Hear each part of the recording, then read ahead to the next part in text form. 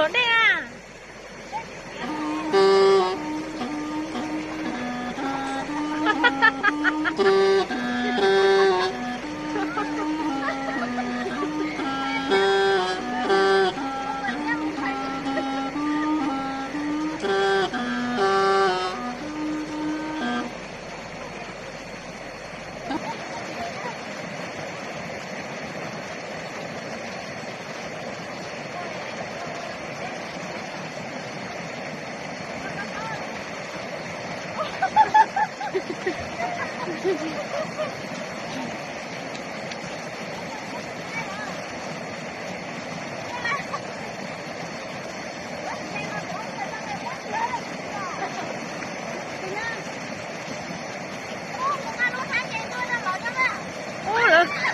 Cái mà dịch chuột nó chen chen ấy nhở.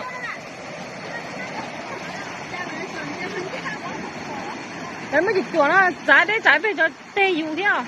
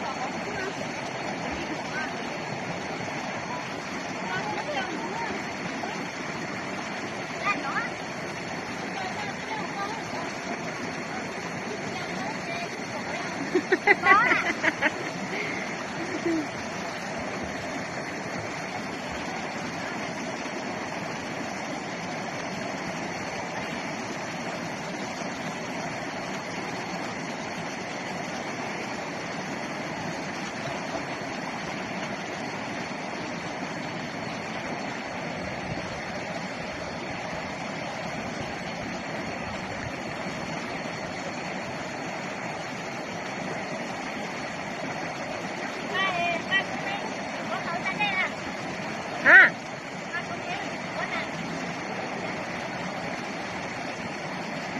Rồi nhớ học thơ nhớ phải sao?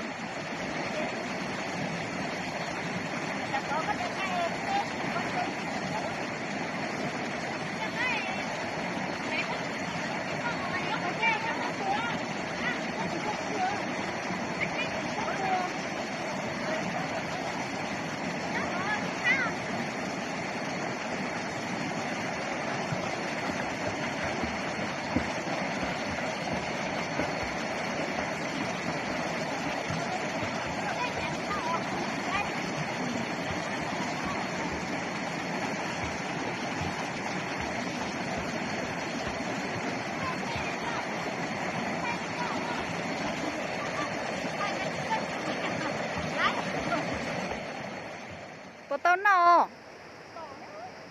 tỏ chạy chua tay là tao tú lo ấy. Ô lại tú lo cơ nụ chẳng tin đi ô bạn bé chú trả lo vợ lo nụ lên trên tao cớ rung câu chỗ lo như nó dùng plum rồi bóng kia thì hả?